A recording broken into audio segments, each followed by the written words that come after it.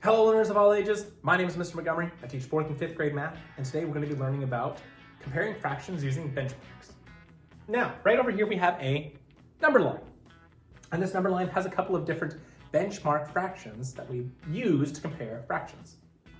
We have 0, 1/4, 1/2, 3/4, and 1, or a whole. Most of the time I have my students use 0, half, or a whole to compare where the number is. So if I take a look at these two numbers right here, I'm trying to figure out which one is greater than, or the biggest one. I have 6/10 and 3/6. Well, I notice that both my denominators are different and both my numerators are different. It's really hard to tell if they are equal to each other, if 6/10 is bigger or 3/6 is bigger. So one way that we can work through this is using benchmarks. Now, benchmarks are not a perfect way to figure it out. It's more like an estimation. But the way that I look at this is I have 6/10. I need to figure out what's the closest to 0, closest to half, and closest to whole would it look like. What I mean by this is all the denominators for this one are going to be 10. Now, if I had a value of 0 in the numerator spot, well, that would equal 0 altogether. 0/10 would be closest to 0. Well, 6/10 is a lot further away from 0. Half. Well, how do I get from 2 to 10? I multiply by 5 for this problem. So 1 times 5 is 5. 5/10. And how I have one whole piece. Well, if I have a whole piece, I have all the pieces together, right? So I would have 10 pieces out of 10 pieces. So is 6/10 closer to 0, half, or whole? It's closest to half, and it's slightly above half. I'm going to do the same thing for 3/6. I'm going to put 6 as my denominator. And again, if I have 0 pieces out of the 6 spots, well, that would be 0/6. Now I go to half. Well, getting from 2 to 6, I would multiply by 3. So 1 times 3 is 3. And if I have all the pieces out of 6 pieces, I would have 6 pieces out of 6 pieces. So 3/6, is it closer to 0, half, or whole? It's exactly half.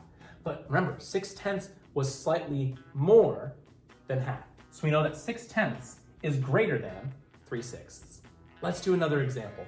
I have 1/4 and 3/12. I'm trying to figure out if one is greater than the other or if they're the same amount or same value. So for my first column, I know all my denominators are going to be 4. Now, if I have 0 value in my numerator spot, I have nothing altogether. 0/4. Now, how do I get from 2 to 4? Well, in this case, I would multiply by 2. 1 times 2, because we do the same thing with the denominator and the numerator, would be 2 times 1 is 2. And if I have all my pieces filling the 4 spots, I would be 4/4. So is 1/4 closer to 0/4, 2/4, or 4/4? It's in between, isn't it? So we know that right here is where 1/4 would be. I'm going to do the same thing for the 12s over here. 12ths, 12ths, and 12ths. Well, 0 would be 0, no value. 12 would be 12. All the pieces are there. But another question I could look is, what is half of 12? Or how did I get from 2 to 12? Yeah, I multiplied by 6.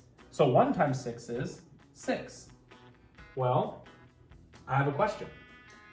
Is 3/12 closer to 0/12, 6/12, or 12/12? Well, it's kind of in between here too. Well, I'm kind of confused. I'm going to teach you 4th graders a little bit of an advanced trick, something that we're going to be learning here pretty quick. In order for me to compare numbers, especially if this trick or this estimation trick doesn't work, I have to take my numbers here.